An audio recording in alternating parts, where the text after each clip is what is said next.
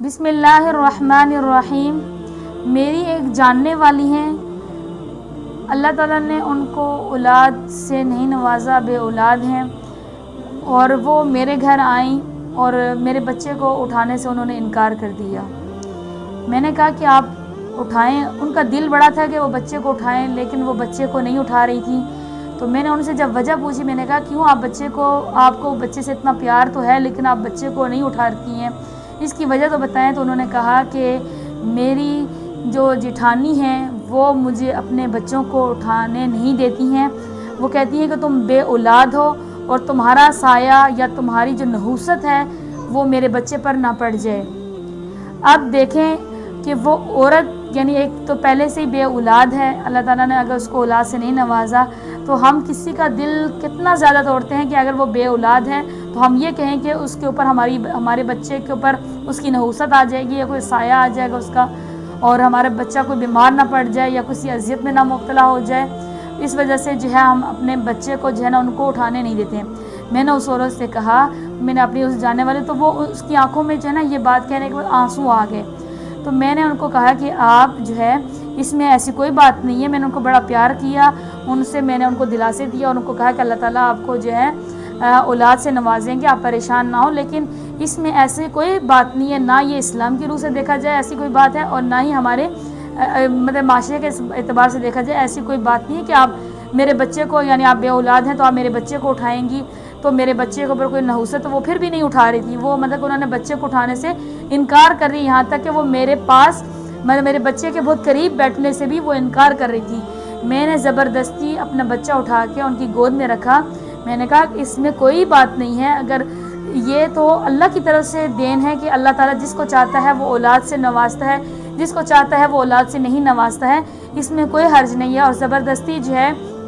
میں نے بچے کو ان کی گود میں ڈال دیا۔ اس پر ان کی آنکھوں سے جو ہے وہ لگاتار جو ہے وہ آنسو بہنے لگے، اور مطلب کہ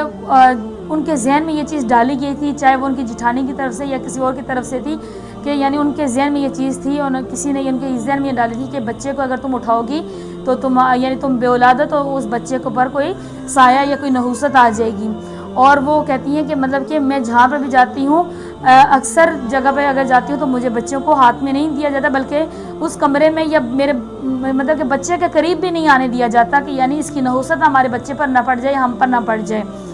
تو دیکھیں ایسی کوئی بات نہیں ہے، اسلام کی روح سے ایسا دیکھا جائے تو یہ بالکل ایک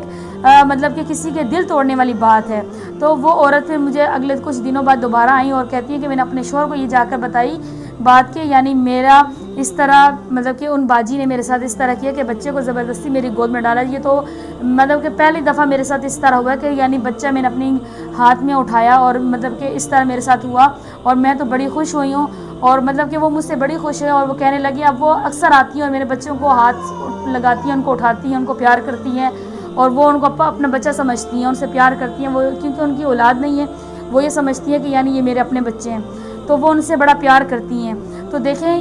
اگر اللہ تعالیٰ نے کسی کو اولاد سے نہیں نوازا، اس میں آپ کے کوئی ذاتی کوئی اس میں وہ چیز نہیں ہوتی ہے کہ آپ جو اپنے بچے کو ہاتھ نہ لگائیں، یہ اللہ کی طرف سے دین ہوتی ہے۔ اللہ تعالیٰ چاہیں تو آپ کو بھی اولاد سے نواز سکتے ہیں، اور آپ کو اللہ تعالیٰ چاہیں تو آپ کو اولاد سے اس نعمت سے محروم کر سکتے ہیں۔ تو اللہ تعالیٰ کی اس جو ہے نعمت کی ناشکری نہ کریں، بلکہ اللہ تعالیٰ کی اس نعمت کی جو ہے آپ قدر کریں، کہ اللہ تعالیٰ نے اگر آپ کو دی ہے تو آپ اس کی قدر کریں، نہ کہ اس طریقے سے آپ دوسرے کا دل توڑیں۔ اسی طرح ایک اور سوال ہوتا ہے کہ اگر کوئی عورت جو ہے وہ حیض کی حالت میں ہے تو کیا وہ عورت جو ہے وہ بچے کو اٹھا سکتی ہے؟ جی بالکل، اس میں کوئی حرج نہیں ہے۔ اگر آپ حیض کی حالت میں ہیں تو آپ اپنے بچے کو بھی تو اٹھاتی ہیں یا کسی اور بچے کو بھی اٹھاتی ہیں، تو اس میں کوئی حرج نہیں ہے، اس میں بچے کو کوئی نقصان نہیں پہنچے گا، اس سے اسلام کا کوئی تعلق نہیں ہے، یعنی کہ اسلام کی لحاظ سے دیکھا جائے تو اس میں کوئی حرج نہیں ہے کہ آپ جو حیض کی حالت میں ہیں یا بے اولاد ہیں تو آپ جو ہے کسی بچے کو یا اپنے بچے کو حیض کی حالت میں نہ اٹھائیں، ایسی کوئی بات نہیں ہے۔